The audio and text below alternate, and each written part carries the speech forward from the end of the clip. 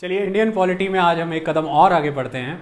देखिए हमारी historical background of the constitution की सीरीज़ चल रही है जो अपने आप में बहुत ही कॉम्प्रिहेंसिव है। कॉन्स्टिट्यूशन के में गिवन सभी प्रोविजंस आपको बेसिक ग्रास रूट लेवल से लेकर के एनालिटिकल लेवल तक कवर्ड होंगे अगर आपने हिस्टोरिकल बैकग्राउंड को उस सेंस में समझा है। उसी सीरीज़ में हमने 1937 के इलेक्शंस कवर किए, उसमें डिफरेंट आइडियोलॉजीज़ के कन्फ्लिक्ट्स को हमने समझा। आज हम एक कदम और आगे बढ़ रहे हैं। आज हम the capitalist movement and the freedom struggle को स्टडी करेंगे, जिसमें आपको ये समझ आएगा कि कैसे हमारे भारतीय संविधान के अंदर जो एक मिक्स्ड इकोनॉमी पैटर्न रिप्रेजेंट होता है, जिसमें सोशलिज्म भी है और कैपिटलिज्म भी है, उद्योग धंधों के हित भी हैं, लेकिन वर्कर के पीजेंट्स के अधिकारों को भी सेफगार्ड और प्रोटेक्ट किया गया है।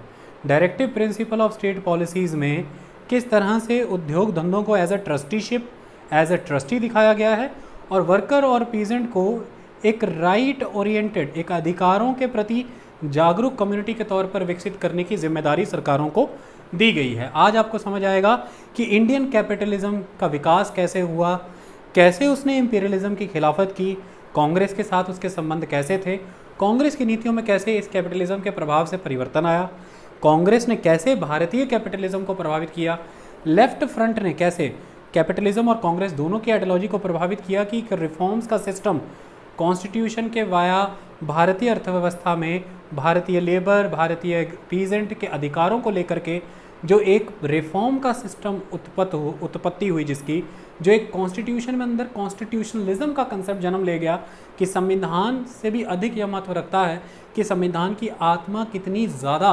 बेहतर तरीके से लोगों तक पहुंच रही है, आत्मसात हो रही है।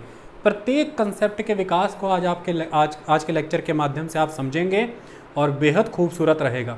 एक एक आर्टिकल, एक एक बिंदु कॉन्स्टिट्यूशन का किस कॉन्टेक्स्ट में डेवलप हुआ है, इन लेक्चर सीरीज़ के माध्यम से आपको पूर्णतः स्थापित हो जाएगा। चलिए समझते हैं द इंडियन कैपिटलिस्ट क्लास और फ्रीडम स्ट्रगल के बीच का संबंध, और इसी के वाया हम समझते हैं कैसे भिन्न भिन्न आइडियोलॉजी का विकास हुआ और कैसे हम इंडिपेंडेंस के फेज़ में एंटर हुए, जहाँ पर अलग अलग अंग्रेज़ों के दिए ऑफर और भारतीयों के द्वारा रखी गई मांगों के ही फलस्वरूप एक संविधान आपके सामने उभर करके आया। तो शुरुआत करते हैं the capitalist class and the freedom struggle. भारतीय कैपिटलिस्ट किस तरह से उभरा, उसका क्या आर्थिक राजनीतिक योगदान रहा, इकोनॉमिक और पॉलिटिकल रोल क्या प्ले किया, किस तरह से वो नेशनल मूवमेंट के साथ जुड़ा, कांग्रेस के साथ उसकी रणनीति क्या बनी, क्या योगदान इन्होंने कांग्रेस में दिया, क्या योगदान कांग्रेस ने इन्हें दिया, और दोनों ने मिलकर के नेशनल मूवमेंट में क्या रोल प्ले किया। ये सारी चीज़ें बहुत ही रोचक है। उसके साथ साथ इनको समझना ज़रूरी इसलिए भी है कि आपको यह पता होना चाहिए कि नेशनल मूवमेंट तो एक लेवल पर खड़ी होगी, इसमें तो कोई शक नहीं, लेकिन उस नेशनल मूवमेंट के पीछे सबके अपने अपने इंटरेस्ट हैं।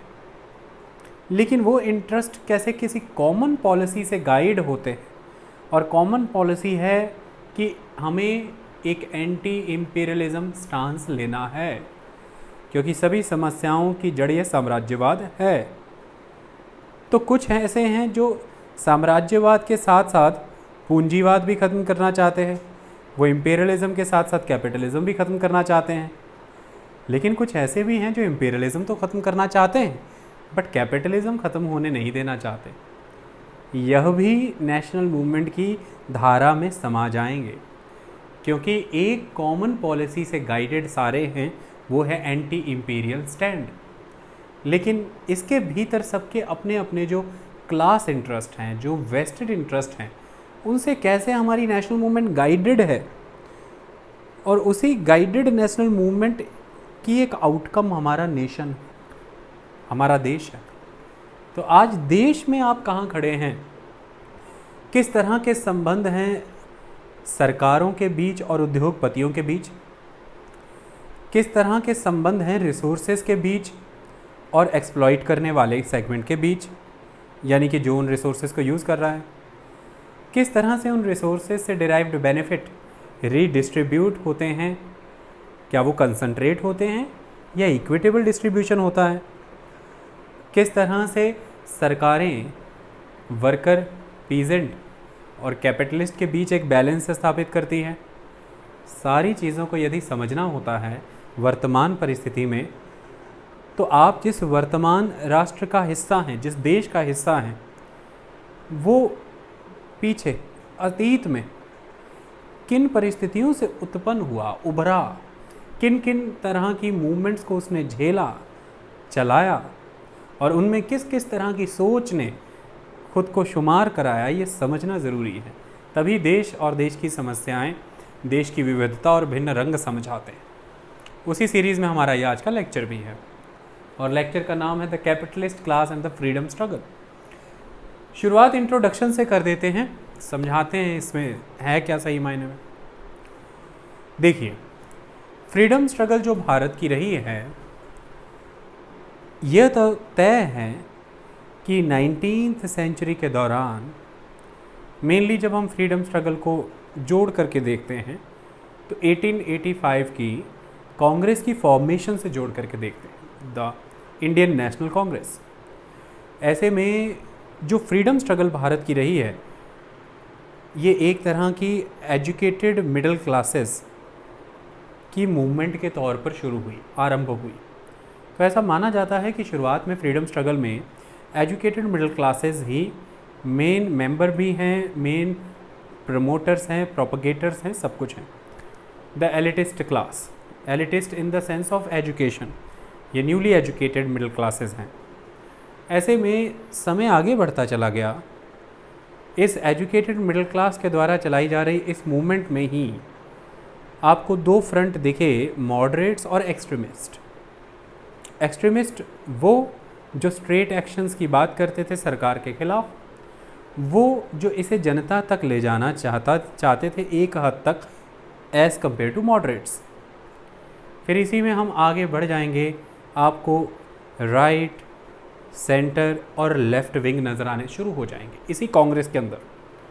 तो धीरे धीरे कांग्रेस जैसे जैसे आगे बढ़ी है, उस कांग्रेस में different segments, different classes, different interest शुमार होने लगे, इंक्लूड होने लगे, और उसके बाद वो एक्सप्रेस होने लगे, नेशनल प्लेटफॉर्म पे रिप्रेजेंट होने लगे। ऐसे में कैपिटलिस्ट क्लास का भी कांग्रेस में पदार्पण हुआ, आगमन हुआ। कांग्रेस की नीतियों और योजनाओं के साथ वो जुड़े हैं, लेकिन इसमें समय लग गया। देखिए, जब आप बात करते हैं देश के स्तर पर, तो 19th सेंचुरी के सेकेंड हाफ, 1850 ऑनवर्ड्स आपको सो कॉल्ड मॉडर्न इंडस्ट्री की ग्रोथ होती नज़र आएगी। लेकिन उस वक़्त वो मॉडर्न इंडस्ट्री मेनली ब्रिटिशर्स के ही वेस्टेड इंटरेस्ट को सर्व करने के लिए लगाई गई थी। चाहे फिर वो रेलवे था, चाहे फिर वो शिपिंग था, चाहे फिर वो माइनिंग था, चाहे dam constructions, road construction, be it anything. इसका main purpose colonial interest, imperial interest को सर्व करना था। लेकिन धीरे धीरे भारतीय उद्योग धंधों का भी विकास होना शुरू हुआ। कॉटन टेक्सटाइल इंडस्ट्री ने इसमें मेन रोल प्ले किया, मुंबई की, उस समय का बॉम्बे, और धीरे धीरे उसके बाद इंडस्ट्री बढ़ती चली गई। और 19th सेंचुरी का एंड जब होने को आया, तो आयरन एंड स्टील इंडस्ट्री के तौर पर भी भारतीयों का आगमन होना शुरू हो गया। लेकिन सही मायने में वर्ल्ड वार 1 से पहले तक ना तो नंबर ऑफ इंडियन कैपिटलिस्ट ज़्यादा थे, और ना ही इंडियन कैपिटल, भारतीय पूंजी का निवेश भी बहुत कम था, बहुत लिमिटेड था। नंबर ऑफ कैपिटलिस्ट भी कम थे, भारतीय पूंजी का निवेश भी बहुत कम था। वर्ल्ड वार 1 ने सिनेरियो बदला। वर्ल्ड वार 1 की वजह से जो परिस्थिति उत्पन्न हुई वो यह थी कि वह ब्रिटिशर्स जो अब तक एक one way free trade policy follow करते आ रहे थे, उन्हें ना चाहते हुए भी भारतीय उद्योगों को कुछ संरक्षण यानी कि कुछ प्रोटेक्शन देने पड़े। इसकी वजह से इंडियन इंडस्ट्रीज़ फ्लरिश होनी स्टार्ट हुई। और वर्ल्ड वार 1 से वर्ल्ड वार 2 का ये पीरियड है, इसे इंटरवार पीरियड कहते हैं, जो सही मायने में भारतीय उद्योग धंधों के विकास के लिए जाना गया है। तो 20th सेंचुरी का जो सेकेंड डिकेड माना जाएगा बिगिनिंग से, यहाँ से आप कह सकते हैं कि नंबर ऑफ इंडियन इंडस्ट्रीज़ और इंडियन इंडस्ट्रीज़ का कैपिटल बड़े स्तर पर बढ़ा, पूंजी भी बढ़ी और पूंजीपति भी बढ़े, नंबर ऑफ़ इंडस्ट्रीज़ भी बढ़नी शुरू हो गई। तो वर्ल्ड वार वन से पहले तो उनका नंबर इतना कम है, उनके पास कैपिटल की इतनी कमी है, तो उनके पास इतना सामर्थ्य ही नहीं है कि वो ब्रिटिश साम्राज्यवाद के खिलाफ कोई स्टैंड ले सके। तो वो कन्फ्रंट करने की पोजीशन पर आए, ऐसा उनकी स्ट्रेंथ नहीं थी। लेकिन with the passage of time, world war one के बाद नंबर भी बढ़े, पूंजी भी बढ़ी, रुतबा भी बढ़ा और मार्केट भी बढ़ गई इनकी। ऐसे में ये अब उस पोजीशन में एंटर होंगे कि ये कन्फ्रंट कर सकते हैं ब्रिटिश इंपीरियलिज्म को। इनकी ये पोजीशन गेन करना इकोनॉमिकली ही इनकी पॉलिटिक्स को डिसाइड करेगी। तो ये जो किस एक्सटेंट तक इंडियन इकोनॉमी का ग्रोथ हुआ और उस इकोनॉमी में के ग्रोथ में कितना रोल इंडिजीनियस इंडस्ट्री प्ले करेंगी, इस पे डिपेंड कर जाएगा कि इनकी राजनीतिक कुव्वत कितनी होगी, इनकी पॉलिटिकल पोजीशनिंग स्ट्रेंथ आवाज़ से कितनी होगी। और यहीं से फिर ये एक एक्टिव रोल प्ले करना शुरू कर देंगे इंडियन पॉलिटिक्स में, क्योंकि इनकी जगह अर्थव्यवस्था में अच्छी खासी बन चुकी होगी। उसी कॉन्टेक्स्ट में लेक्चर था, ये सारा इंट्रो मैंने आपको बताया। तो शुरुआत यही है कि the growth of Indian economy and Indian capitalist class. तो growth of Indian economy and Indian capitalist class को, आप दोनों को, इंडियन इकोनॉमी और इंडियन कैपिटलिस्ट क्लास की ग्रोथ को कैसे जोड़ करके आप आपस में देखते हैं, उसको समझिए। देखिए, सबसे पहले तो पूरे विश्व भर में यूरोपियन कॉलोनियलिज्म जो रहा, उससे कुछ अनयूजुअल रिजल्ट्स इंडिया में हैं, उससे कुछ भिन्न व्यवहार यहाँ हुआ। इंडिया में इंपीरियलिज्म होने के बावजूद भी, कॉलोनियलिज्म होने के बावजूद भी, Indian industry as compare to other colonies बहुत ज़्यादा ग्रो हुई। इंडियन इंडस्ट्रियलिस्ट इंडिपेंडेंटली ग्रो हुआ और इंडियन इंडस्ट्रियलिस्ट अपने कैपिटल से ग्रो हुआ। तो ग्रोथ ज़्यादा हुई, इंडिपेंडेंटली ग्रो हुआ, अपने कैपिटल से ग्रो हुआ। ये एक परिस्थिति उत्पन्न होती है कॉलोनियल इंडिया के अंदर, जो कि अपने आप में बहुत यूनिक है क्योंकि आप कॉलोनी हैं।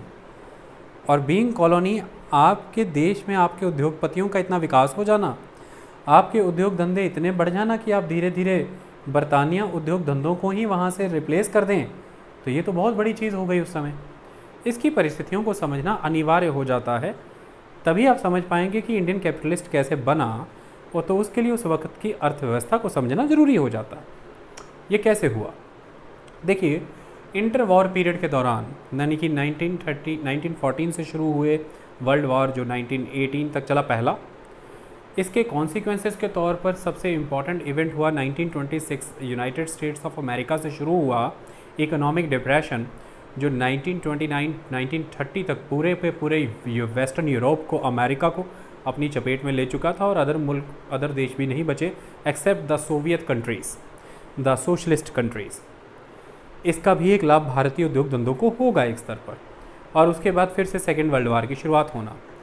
तो इस दौरान होने ये लगा है कि एक strong act of import substitution India में एक्टिवेट हुआ। ये इम्पोर्ट सब्स्टिट्यूशन बहुत इम्पॉर्टेंट घटना है इस दौर की भारतीय अर्थव्यवस्था के कॉन्टेक्स्ट में, अगर हम इसको देखें। क्यों ये एक इम्पॉर्टेंट घटना है? देखिए, 1914 की वर्ल्ड वार वन के बाद अचानक से परिस्थितियां बदलती हैं। क्या बदलती हैं? अब तक जो चीज़ें भारत में इंपोर्ट हो रही थी यूरोपियन कंपनीज़ के वाया, क्योंकि यूरोप वॉर में लगा हुआ है, यूरोपियन कंपनीज़ का कैपिटल भी ड्रेन हो रहा है, और टर्बुलेंट कंडीशंस हैं, वॉर प्रैक्टिसेस चल रही हैं, प्रोडक्शन भी मैनेज नहीं हो सकती है। ऐसे में इस समय के दौरान जो भी प्रोडक्ट इंपोर्ट होते थे इंडिया में, इंडियन इंडस्ट्रियलिस्ट ने उस अपॉर्चुनिटी को भांपते हुए उन इम्पोर्टेड प्रोडक्ट्स के भारत में ही सब्स्टिट्यूट्स बनाने शुरू कर दिए। तो ये एक बहुत इंपॉर्टेंट चीज़ हुई कि जो चीज़ें इंपोर्ट हो रही हैं, अगर आप उन चीज़ों का उत्पादन भारत में करना शुरू कर देंगे तो आपने इंपोर्ट को सब्स्टिट्यूट कर दिया। That was very important event. इसकी वजह से इन इंडस्ट्रीज़ का ग्रोथ होना शुरू हुआ और इंपोर्ट रिड्यूस हुआ। और जब ये पैदावार कर रहे हैं इस स्तर पर, तो भारत में भी खपेगा विदेशों में भी खपेगा, उससे जो इन्हें आमदन हुई वही इनकी पूंजी बनी। और उस पूंजी का इन्होंने बेहतर इस्तेमाल उस वक़्त में किया, क्योंकि जिन घरानों ने उद्योग धंधे लगाए हैं ये पिछले लंबे समय से ही मनी लेंडर का काम करते थे, लोकल बैंकर्स का काम करते थे, प्राइवेट बैंकिंग सिस्टम का काम अपने लेवल पर करते थे, जो हमारी कंट्री का एक इंडिजीनियस और शाहूकारी सिस्टम था। तो पैसा कैसे घुमाना है, पैसा कैसे इस्तेमाल करना, यह तो इन्हें आता था, लेकिन मुद्दा ये था कि पैसा बनना चाहिए उस स्तर पर कि उद्योग धंधों को समर्थन दे सकें। और वो स्तर यहाँ पर कामयाब होगा जब ब्रिटिशर्स के ही द्वारा, ना चाहते हुए भी वर्ल्ड वार 1 के द्वारा इन्हें समर्थन दिया जाएगा। और वो one way free trade policy, जिसके तहत ब्रिटेन से इंडिया आने वाले प्रोडक्ट्स पे कोई इंपोर्ट ड्यूटी पहले नहीं लगती थी, वो फ्रीली इंडिया आते थे। और इंडियन प्रोडक्ट्स जब जाते थे ब्रिटिश मार्केट में या अदर मार्केट्स में, तो उन पर काफ़ी हैवी इंपोर्ट ड्यूटी वहाँ की कंट्री में एंटर करने पे लगती थी, जिससे हमारे प्रोडक्ट्स डिस्करेज होते थे और यूरोपियन प्रोडक्ट्स को इंडियन मार्केट में अच्छा पेनिट्रेशन मिलता था, वो एनकरेज होते थे, क्योंकि उनकी कीमत कम हो जाएगी अगर उन पे इंपोर्ट ड्यूटी नहीं लगेगी। लेकिन यह संरक्षण देना पड़ा अंग्रेज़ों को उन प्रोडक्ट्स पे जो विदेश से भारत आते थे। इसका लाभ हमारे उद्योग धंधों को हुआ, और उसके तहत अब ये जो इंपोर्ट सब्सटीट्यूशन का प्रोसेस है, प्रोडक्शन का वॉल्यूम बढ़ा, रैंप अप हुई, और इसकी वजह से उनके पास आमदनी आई, उनके पास पोटेंशियल आया, वर्थ आई, जिसकी दम से उन्होंने इस पूंजी का निर्माण किया और इसे और निवेश किया और आगे बढ़े। क्योंकि लेबर लॉज उस वक्त उतने स्ट्रॉन्ग नहीं थे और वेजेस के लिए उस समय में ट्रेड यूनियंस भी उतनी मजबूत नहीं थी कि वो अपने अधिकार के लिए आवाज़ उठा पाए। इसलिए जो सही मायने में वर्ल्ड वार 1 के दौरान लाभ हुए, वो लाभ कैपिटलिस्टों के पास गए, वो फर्दर लेबर और वर्कर तक नहीं गए। तो इसका भी इनको एक लाभ हुआ कि ये बेहतर पूंजी निर्माण कर पाए उस वक्त। तो ये एक इम्पॉर्टेंट चीज़ है। तो इम्पोर्ट सब्सटीट्यूशन एक इम्पॉर्टेंट चीज़ रही उस वक्त, जिसका इनको लाभ हुआ। इसमें दूसरी सबसे महत्वपूर्ण चीज़ ये है कि अपनी पूंजी से इन्होंने अपना विकास किया, कैपिटल अपना था। As a junior capital work नहीं किया इन्होंने कि यूरोपियन और या फॉरेन कैपिटलिस्ट के तहत एक जूनियर कैपिटलिस्ट के तौर पर ये काम करें, उनके पैसे की मदद से ही अपने उद्योग धंधे को आगे बढ़ाएं, ऐसा नहीं है। तो इंडिपेंडेंट कैपिटल यूज़ हुआ और इंडिजिनियस इंडस्ट्री की वाया इंपोर्ट सब्सटीट्यूशन ग्रोथ हुई, इसमें रोल प्ले किया वर्ल्ड वार 1, जिसकी वजह से अंग्रेज़ों को एक प्रोटेक्शनिस्ट मेजर इंडियन इंडस्ट्री के सपोर्ट में अपनाना पड़ा था। इसका लाभ मिला। दूसरी चीज़, तेज़ी से बदली हैं चीज़ें। 1914 से लेकर के 1940 के बीच में, ये इंटरवार पीरियड के दौरान चीज़ें बदली हैं अंग्रेजी साम्राज्यवाद के ऊपर आए क्राइसिस की वजह से, चाहे फिर वो वर्ल्ड वार थी, चाहे इकोनॉमिक डिप्रेशन था। वो क्या बदली हैं? बदलाव ये हुआ है कि पहले बड़े पैमाने पर जो इंपोर्ट भारत की ओर आता था, इसको रिप्लेस किया है एक्सपोर्ट ने। तो अब आप देखेंगे कि 1914 से 1945 के बीच में इंपोर्ट्स में मैन्युफैक्चर्ड आइटम्स रिड्यूस होंगी और एक्सपोर्ट्स में मैन्युफैक्चर्ड आइटम्स इंक्रीज़ होंगी। जबकि इसके पहले ये था कि इंपोर्ट में मैन्युफैक्चर्ड आइटम्स ज़्यादा थी और एक्सपोर्ट में रॉ मटेरियल ज़्यादा जाता था। अब जब आप किसी एक कंट्री से रॉ मटेरियल एक्सपोर्ट करते हैं तो उसका सीधा सीधा मतलब यही है कि वो कंट्री को आपने अपनी मेन कंट्री के साथ सब्स्टिट्यूट कर दिया है, यानी कि आप इसे एक कॉलोनी की तरह इस्तेमाल कर रहे हैं, इसके रॉ मटेरियल का उपयोग कर रहे हैं अपने देश के लिए एक इनपुट के तौर पर, ताकि वो कंपनीज़ जो हैं एक मैन्युफैक्चर्ड आइटम बना सकें, जिस मैन्युफैक्चर्ड आइटम को ला करके आप कंज्यूम कराते थे इसी कॉलोनी में। अब जब आप एक रॉ मटेरियल एक्सपोर्ट करते हैं, बजाय कि आप कोई मैन्युफैक्चर्ड आइटम एक्सपोर्ट करें, इससे सीधे सीधे आपके देश की अर्थव्यवस्था का नुकसान होता है। उदाहरण के तौर पर, यदि आपको मान लीजिए किसी खदान से एक लोहा मिला है और लोहे की 1 किलो की कीमत अगर आप बाज़ार में जाएं तो कुछ भी नहीं है, लेकिन उसी 1 किलो लोहे से यदि आप औजार बना लेते हैं या कोई हथियार बना लेते हैं तो उन आइटम्स की, उन आर्टिकल्स की कीमत कई गुना होगी। इसका मतलब ये है कि जब आप किसी भी रॉ मटेरियल के ऊपर वर्क करते हैं तो हर सक्सेसिव साइकिल ऑफ प्रोडक्शन में उस रॉ मटेरियल पे वैल्यू ऐड होता है।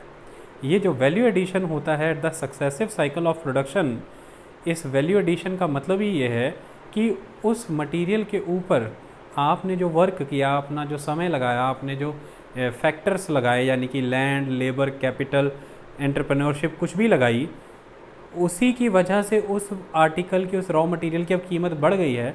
तो वो बढ़ी हुई कीमत से ही आपको वेजेस मिल रहे हैं। आपने लेबर दी थी तो वेजेस मिलेगा, आपने कैपिटल दिया था तो फिर उसके ऊपर आपको इंटरेस्ट मिलेगा, अगर आपने लैंड दिया था तो आपको रेंट मिलेगा, अगर आपने एंटरप्रेन्योरशिप दी है तो आपको आपके प्रॉफिट्स मिलेंगे। और ये फिर आप फर्दर अपनी कंट्री में कंज्यूमर डिमांड क्रिएट करने के लिए यूज़ करते हैं, क्योंकि आपकी परचेजिंग पावर बढ़ती है, आपकी जेब में पैसा आता है, तो या तो आप एक्सपेंडिचर की ओर जाते हैं या फिर आप इन्वेस्टमेंट की ओर जाते हैं, निवेश करते हैं। तो ये अगर 1 किलो लोहा एज इट इज़ ही 12 रुपये का किसी कंट्री को बेच दिया जाता तो किसी को कोई लाभ नहीं था, लेकिन उसे 1 किलो लोहे पे प्रोसेसिंग करके, उसे मैन्युफैक्चर करके कई आर्टिकल्स में कन्वर्ट किया तो उसका लाभ कईयों को मिला, क्योंकि अब उस 1 किलो लोहे से 2 या 3 प्लास बने हैं, प्लायर्स, और उनकी कीमत पर आर्टिकल 200-250 रुपया है, तो 700 रुपये का उत्पाद हुआ, जबकि पहले वो 12 रुपये की चीज़ थी। ये 700 रुपया किसी ना किसी को तो गया ही होगा। इस तरह से जब आप किसी रॉ मटेरियल पे प्रोसेसिंग करते हैं, मैन्युफैक्चरिंग करते हैं, तो हर सक्सेसिव साइकिल ऑफ प्रोडक्शन पे आप उसमें वैल्यू एडिशन करते हैं, जिस वैल्यू एडिशन का हर उस पर्सन को फ़ायदा होता है जिसने उस प्रोडक्शन में कोई फैक्टर कंट्रीब्यूट किया है, और इससे देश की अर्थव्यवस्था बढ़ती है। अब सही मायने में ये होने लगा था, और इसका लाभ ये था कि भाई हमारे एक्सपोर्ट में मैन्युफैक्चरिंग बढ़ा है, रॉ मटेरियल घटा है, तो मतलब वैल्यू एडिशन बढ़ा है, तो मतलब जीडीपी हमारा बढ़ेगा, लाभ हमारे उद्योगपतियों को, देश को होगा। और इंपोर्ट में मैन्युफैक्चरिंग घटा है, इट मीन्स हमारे देश की मैन्युफैक्चरिंग आइटम की डिमांड को हमारी इंडस्ट्री पूरा कर रही है, इंटरनल मार्केट को वो कवर कर रही हैं, और यही नहीं, अंतर्राष्ट्रीय बाज़ार भी कवर कर रही हैं। ये पहली चीज़ हो गई। दूसरी चीज़, जो हम इंपोर्ट कर रहे हैं ना, उस इंपोर्ट में मैन्युफैक्चर्ड आइटम की बजाय कैपिटल गुड्स बढ़ गई हैं, कंज्यूमर गुड्स की बजाय कैपिटल गुड्स बढ़ गई हैं। मतलब कैपिटल गुड्स का मतलब मशीन्स। कैपिटल गुड वो गुड होती है जिस गुड की मदद से आप फर्दर और गुड्स प्रोड्यूस कर सकते हैं, तो those are the capital goods. तो कैपिटल गुड्स का इंपोर्ट बढ़ जाने का मतलब ये है कि हमारे उद्योग धंधे हमारे देश के रॉ मटेरियल को बेटर प्रोसेस करने लगे हैं। मतलब हमारे देश में अब सिर्फ और सिर्फ कंज्यूमर्स की मार्केट नहीं है, हमारे देश में अब एक मार्केट उद्योगपतियों की भी है, जो विदेशों से सिर्फ कंज्यूमेबल आइटम्स ही नहीं, कैपिटल आइटम्स की भी डिमांड क्रिएट कर रहे हैं कि हमें मशीन्स चाहिए, हमें टेक्नोलॉजी चाहिए। तो एक्सपोर्ट में मैन्युफैक्चरिंग आइटम का बढ़ जाना, इंपोर्ट में मैन्युफैक्चर्ड आइटम का कम जाना हुआ, और कैपिटल गुड्स का बढ़ जाना, यह सीधा सीधा उस बात को प्रतिबिंबित करता है उस वक़्त में कि हमारे उद्योग धंधे बढ़ रहे थे, और ये बड़ी बात थी उस दौर के लिए, ये एक इम्पॉर्टेंट चीज़ थी। ये हुआ ही इसलिए क्योंकि आपको प्रोटेक्शन मिले हैं वर्ल्ड वार 1 की वजह से, उसके बाद इकोनॉमिक डिप्रेशन आया, और उसके बाद वर्ल्ड वार 2 की परिस्थितियां आ गई। इन क्राइसिस का आपने ज़बरदस्त फ़ायदा उस वक़्त में उठाया। केवल यही सत्य नहीं है कि इंडस्ट्री के मामले में ही यह विकास हुआ है, फाइनेंसेस के मामले में भी आपने विकास किया। उदाहरण के तौर पर 1914 के अराउंड हमारे देश में यदि हमारे इंडियन बैंक्स के पास 30% सेविंग अकाउंट डिपॉजिट्स थे, तो 1947 के अराउंड ये 80% पर पहुँचे। 1914-15 के अराउंड हमारी कंट्री की इंश्योरेंस कंपनीज़ के पास 1945 का डाटा पढ़ते हैं, 1945 तक जाते हुए हमारे देश की इंश्योरेंस कंपनीज़ के पास लाइफ इंश्योरेंस का 79% और जनरल इंश्योरेंस का 55% शेयर आ चुका था। ये एक बहुत इंपॉर्टेंट चीज़ है।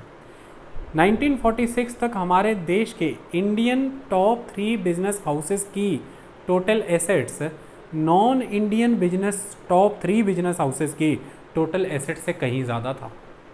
अब हुआ क्या, इन्हीं पॉलिसियों के फलस्वरूप 1920 से 30 के बीच में बहुत ही ज़बरदस्त चेंजेस आ गए। वो चेंजेस क्या आ गए? चेंजेस ये आए कि तेज़ी से जो इन्वेस्टमेंट्स यूरोपियंस की भारत में थी, 1930 तक उस इन्वेस्टमेंट के बेसिस पर जो रिटर्न्स उन्हें आने थे, इसे रीपैट्रिएशन कहते हैं, रीपैट्रिएशन मनी, जो रिटर्न्स उन्हें आने थे वो रिटर्न्स लगभग वो अपने खींच के ले जा चुके थे। इसका कारण ये था कि बहुत हद तक बहुत सी यूरोपियन कंपनियां जो भारत में थी उनका टेक ओवर इंडियन इंडस्ट्रीज़ ने कर लिया था। और जो भी उनके निवेश थे वो उन यूरोपियों को वापस कर दिए थे। दूसरी बड़ी बात, जो भी भारत में कर्जे दिए हुए थे विदेशी कंपनियों ने, वो कर्जे अमूमन वापस हो चुके थे। ये दूसरी बड़ी चीज़। तो इसका उदाहरण अब आपको ये नज़र आता है कि जब 1935 का समय आया, उस वक़्त तक भारत लगभग अंग्रेजी कर्जा जो भारत पर था उस कर्जे से मुक्त हो चुका था। तो डेट भी आपने मुक्त कर दिया, जो उनकी इन्वेस्टमेंट्स हैं वो वहाँ से जो रिपैट्रिएशन जाना था वो भी जा चुका है। और इसका नतीजा ये निकला है फाइनली कि 1945 के दौरान भारत ने अंग्रेज़ों का कुछ नहीं देना था, लेकिन अंग्रेजी सरकार के ऊपर और अंग्रेजी मुल्क के ऊपर भारत का 1500 करोड़ रुपया बोल रहा था। तो उन्हें भारत का 1500 करोड़ रुपया देना था। लगातार अंग्रेजी सरकार भारत को किसी न किसी तरीके से लूटती रही थी। उसके कई तरीके थे। एक तरीका यह भी हुआ करता था कि अपने देशों से आने वाली इन्वेस्टमेंट्स को अनप्रॉफिटेबल होते हुए भी गारंटीड रिटर्न्स प्रॉमिस कर देना, जिसके तहत रेलवे और बाकी उद्योग धंधे लाए गए। इसे कहा जाता है फॉरेन कैपिटल इन्वेस्टमेंट का दौर, और इस दौर के तहत भी भारत को लूटा गया। दूसरा इंपॉर्टेंट तरीका क्या था? भारत से बड़े पैमाने पर होम चार्जेस के नाम पर पैसा ले जाना, इसके तहत भी भारत का धन लूटा जाता था। तो भारतीय सेना का इस्तेमाल विश्व स्तर पर करना, उन युद्धों का खर्चा भी भारत से पे करना, कई तरह की चीज़ें करके भारत के ऊपर कई तरह के कर्जे लाद दिए गए थे। और इसमें सबसे बड़ा रोल इस बात ने भी बनाया कि जो करेंसी है उसमें मैनिपुलेशन की जाती थी, उसकी कीमत अंग्रेज अपनी मर्जी से घटाते बढ़ाते रहते थे अपने हितों में। ये सारी चीज़ें कम हुई हैं 1920 ऑनवर्ड, जब कंट्री लेवल पर मास अवेकनिंग हुई, जब गांधी जी का एडवेंट हुआ, जब सोशलिज्म भी होने लगा मजबूत, जैसे पीजेंट और वर्कर, और जब पॉलिटिकल पार्टीज़ बहुत एनलाइटेंड और मास मूवमेंट का दौर है, तो अंग्रेज यह चीज़ें अब खुलेआम नहीं कर पा रहे थे। तो इसका भी एक लाभ हमारे कैपिटलिस्ट सेगमेंट को बड़े स्तर पर मिला कि अंग्रेजी तंत्र के ऊपर एक प्रैक्टिकल चेक आया हमारी फ्रीडम स्ट्रगल का।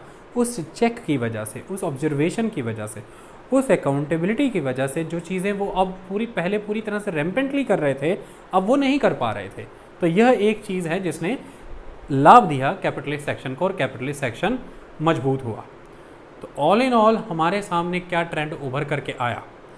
पहला ट्रेंड ये उभर करके आया कि रैपिड इकोनॉमिक ग्रोथ हुआ इंडिया में 1920 से 1940 के बीच में। अगर आप बेटर कहना चाहते हो तो 1914 से 1945 के बीच में, इंटरवार पीरियड के दौरान। इस रैपिड इकोनॉमिक ग्रोथ का फ़ायदा हमारे इंडियन कैपिटलिस्ट, हमारी इंडियन इंडस्ट्रीज़ को मिला। ये इंडियन इंडस्ट्रियलिस्ट इंडिपेंडेंटली ग्रो हुए हैं, अपने कैपिटल से ग्रो हुए हैं। ये अंग्रेजी कैपिटल या अंग्रेजी मदद से ग्रो नहीं हुए हैं, और इनका स्टैंड एंटी इम्पीरियलिस्ट था। तो ये इंडिपेंडेंटली ग्रो हुए हैं, अपनी कैपिटल से ग्रो हुए हैं, ग्रोथ रैपिड हुआ है, और ये एंटी इम्पीरियलिस्ट स्टैंड रखते थे। इसी रैपिड इकोनॉमिक ग्रोथ की वजह से इनके पास कैपिटल आया, और इसी की वजह से इनके पास यह ताकत भी आई कि इन्होंने एंटी इम्पीरियलिस्ट स्टैंड अब लेना शुरू किया, जो ये पहले नहीं ले सकते थे। वो कन्फ्रंटनिस्ट की पोजीशन जो ये पहले नहीं ले पा रहे थे, अब ये ले पा रहे हैं, क्योंकि ये अब इकोनॉमिकली स्ट्रेंथेंड हैं। और तीसरी सबसे बड़ी चीज़ जो यहाँ पर उभर करके आती है कि हमारा जो इंडस्ट्रियलिस्ट है उसका यहाँ पर उद्देश्य ये था कि कंट्री लेवल पर हमें उस पार्टी, उस फ्रीडम स्ट्रगल को ऑब्जर्व करना है जो देश के स्तर पर शांति का माहौल बनाए रखे, इम्पीरियलिज्म की खिलाफत तो करे, पर कैपिटलिज्म का खात्मा ना होने पाए, क्योंकि कैपिटलिज्म चाहे विदेशी हो या भारतीय है, तो ये उनके इंटरेस्ट से ही जुड़ा हुआ मामला। तो वो कैपिटलिज्म था। फाइनेंशियली ये स्ट्रांग हुए, और लगभग भारत कर्जा मुक्त था। 1500 करोड़ कर्जा अंग्रेजी तंत्र को, अंग्रेजी देश को, सरकार को भारत का चुकाना था। यह बड़ी बात थी। आई बात समझ में? इसी कंसेप्ट के तहत हमने देखा कि कैसे इंडियन इकोनॉमी की ग्रोथ ने इंडियन कैपिटलिस्ट क्लास को ग्रो कराया।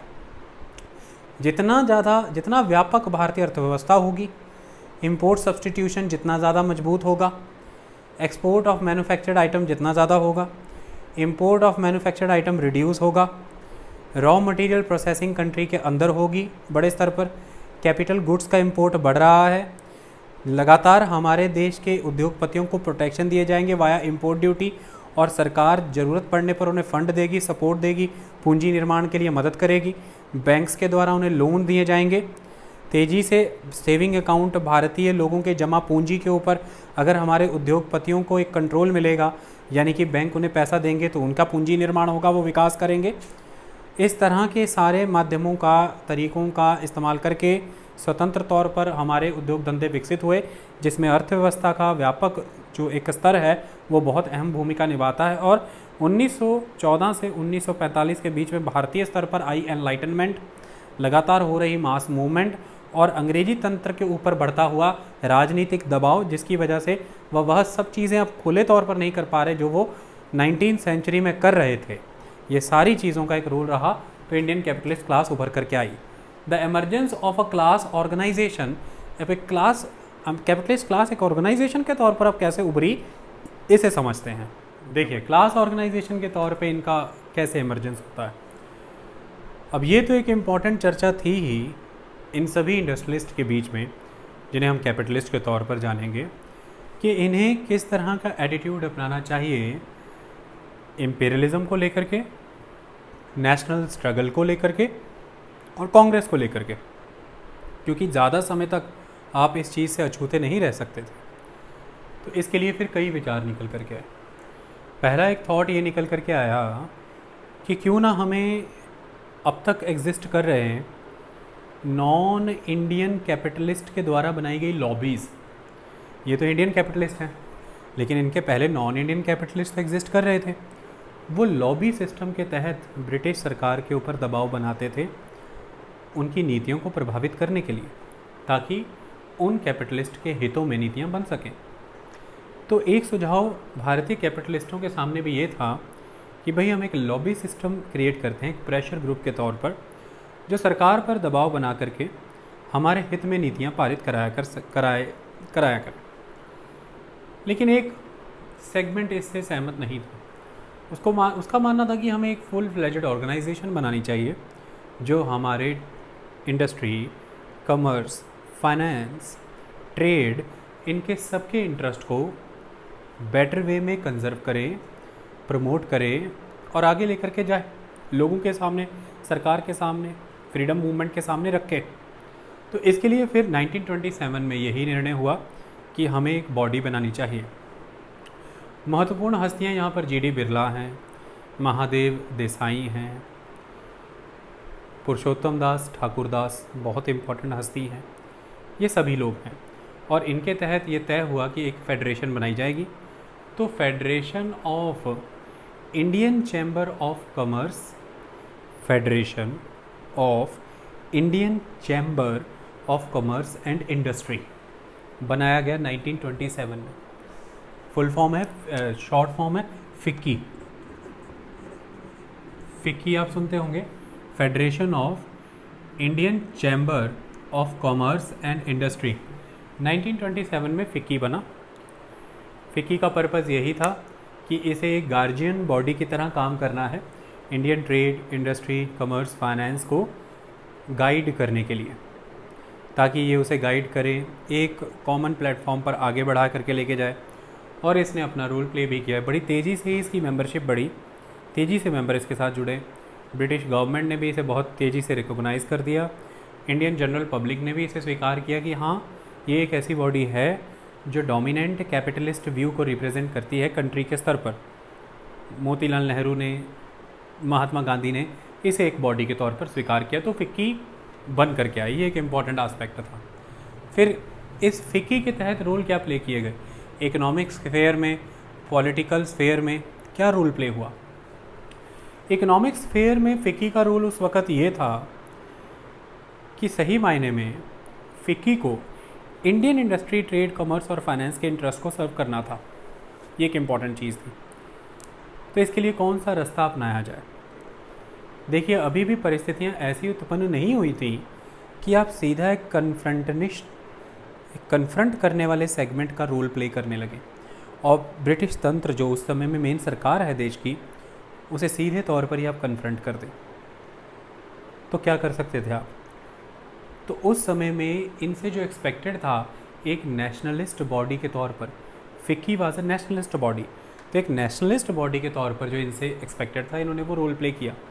इन्होंने सबसे पहले इकोनॉमिक नेशनलिज्म का रास्ता अपनाया।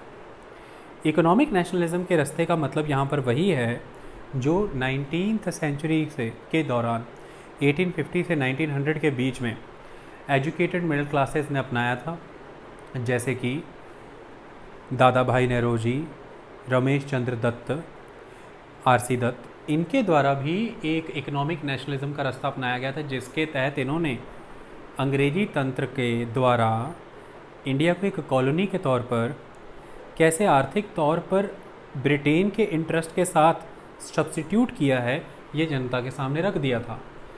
दादा भाई नेहरूजी की किताब the poverty and un British rule in India में ये सब जाहिर हो गया था। तो इन्होंने भी इकोनॉमिक नेशनलिज्म का एक तरीका अपनाया, जिसके तहत इन्होंने अंग्रेजी तंत्र के द्वारा भारत में जो भी सरप्लस वेल्थ है उसे टैक्सेशन के वाया कैसे ड्रेन किया है ब्रिटेन की ओर, ये दिखाया। कैसे फाइनेंस और मॉनेटरी सिस्टम को, करेंसी को मैनिपुलेट किया ब्रिटिश कैपिटलिस्ट इंटरेस्ट में, ये दर्शाया। कैसे ब्रिटेन को ट्रिब्यूट भेजने के नाम पर और होम चार्जेस के नाम पर इंडियन वेल्थ को यहाँ से ड्रेन किया, ये दिखाया। कैसे हाई लेवल एडमिनिस्ट्रेटिव कॉस्ट और एक्सपीडिशन कॉस्ट यानी कि युद्धों के खर्चे के तौर पर भारतीय धन का नुकसान किया, ये दिखाया। कैसे इंडियन इंडस्ट्री, कॉमर्स और ट्रेड को ब्रिटिश कैपिटलिस्ट और ब्रिटिश इंडस्ट्री के लिए हार्म किया है, इंडियन इंडस्ट्री को कोई प्रोटेक्शन ना दे करके, कोई फाइनेंशियल सपोर्ट ना दे करके, ये दिखाया। तो इस तरह से इन्होंने एक इकोनॉमिक नेशनलिज्म के तहत एक इकोनॉमिक क्रिटिक प्रिपेयर किया अंग्रेजी तंत्र का भारत में, और उस इकोनॉमिक क्रिटिक का समर्थन सभी वर्गों ने किया। तो एक माहौल बनाने का इन्होंने काम किया ताकि अंग्रेजी तंत्र के ऊपर एक दबाव बन सके। तो आर्थिक तौर पर ये उस वक़्त का इनका एक रोल था, जिसके तहत इन्होंने ये स्थापित किया कि यह इसलिए हुआ क्योंकि भारत में एक साम्राज्यवाद है। जब यह साम्राज्यवाद नहीं रहेगा तो उसके अभाव में, उसके एब्सेंस में, इस इम्पीरियलिज्म की एब्सेंस में इंडिया में जो कैपिटलिज्म होगा वो हमारा होगा, द इंडियन कैपिटलिस्ट। और हमारा इंडियन कैपिटलिस्ट इस इम्पीरियलिज्म के द्वारा दी गई इन चीज़ों का, जिनका जिक्र अभी मैंने किया, इन चीज़ों से अलग होगा। ये चीज़ें इंडियन कैपिटलिज्म में नहीं होंगी। ये इस चीज़ को स्थापित करना चाहते थे। फाइनली पॉलिटिकल स्फेयर में भी इनका रोल होना बहुत ज़रूरी है। कैपिटलिस्ट ये भली भांति जानते थे कि फिक्की सिर्फ और सिर्फ इकोनॉमिक स्फेयर में अपना रोल प्ले करके सीमित नहीं रह सकती। एक तो उसकी पोजीशन भी हो चुकी है, दूसरा पोजीशन हो चुकी है कि अब वो स्टैंड ले सकती है ब्रिटिशर्स के अगेंस्ट। पोजीशन का सेंस यहाँ पर यह है कि वो मार्केट इतना का कैप्चर कर चुकी है, उसका ट्रेड में इतना का इम्पॉर्टेंट रोल हो चुका है, और उसके पास कैपिटल इतना का हो गया है कि वो इंडिपेंडेंटली सर्वाइव कर सकती है। तो ये उसकी पोजीशन हुई है। और दूसरी बड़ी चीज़ यहाँ पर कि वो अब देख रहे हैं कि हमारा विकास कैसे हो फर्दर, और विकास के लिए चाहिए उन्हें वह माहौल जो एक देश की ही सरकार दे सकती है, और वो देश की सरकार स्वदेशी हो, अपने लोगों की हो। देश आज़ाद होगा तब ये होगा। ऐसे में जो स्वतंत्रता संग्राम चल रहा है, जो राष्ट्रीय आंदोलन चल रहा है, नेशनल मूवमेंट चल रही है, उससे आप आंख भींच नहीं सकते हैं, बंद नहीं कर सकते, हट नहीं सकते। ये फिक्की भली भांति जानती थी, अदरवाइज़ फिक्की निरर्थक हो जाती। इस चीज़ को पुरुषोत्तम दास ठाकुरदास ने 1928 में फिक्की के सेकंड सेशन में एड्रेस भी किया। ये वही पुरुषोत्तम दास ठाकुरदास हैं जिन्होंने 1920s में नॉन कॉपरेशन मूवमेंट की खिलाफत की थी। मैं आपको एक बात बता दूं, शुरुआत से अगर आप देखें तो मैंने आपको बताया था कि 1850 से 1900 तक, 1850 से आप 1914 तक ही ले लीजिए, वर्ल्ड वार की बिगिनिंग तक, नंबर ऑफ कैपिटलिस्ट भी कम थे, उनके पास फंड भी कम थे, स्ट्रेंथ वीक थी। तो ये एंटी ब्रिटिश स्टैंड नहीं ले सकते थे। इसका उदाहरण यहाँ से पता लगता है कि स्वदेशी मूवमेंट के दौरान इन्होंने स्वदेशी मूवमेंट का साथ समर्थन नहीं दिया था। ये एक इम्पॉर्टेंट चीज़ है। और दूसरी बात, नॉन कॉपरेशन मूवमेंट के समय में भी पुरुषोत्तम दास ठाकुरदास के द्वारा नॉन कॉपरेशन मूवमेंट की खिलाफत की गई थी। उसमें उनका यह कहना था कि भाई इस तरह से यदि मास मूवमेंट होगी, और वो मास मूवमेंट यदि अनऑर्गेनाइज्ड रह गई एक समय के बाद और लंबी चली गई, तो रेडिकल्स के हाथ चल लग जाएगी ये मूवमेंट, यानी कि उपद्रवियों के हाथ जा सकती है, लेफ्टों के हाथ जा सकती है, रेवोल्यूशनरी टेररिस्टों के हाथ जा सकती है, और फिर देश को नुकसान होगा। ऐसा वो मानते थे।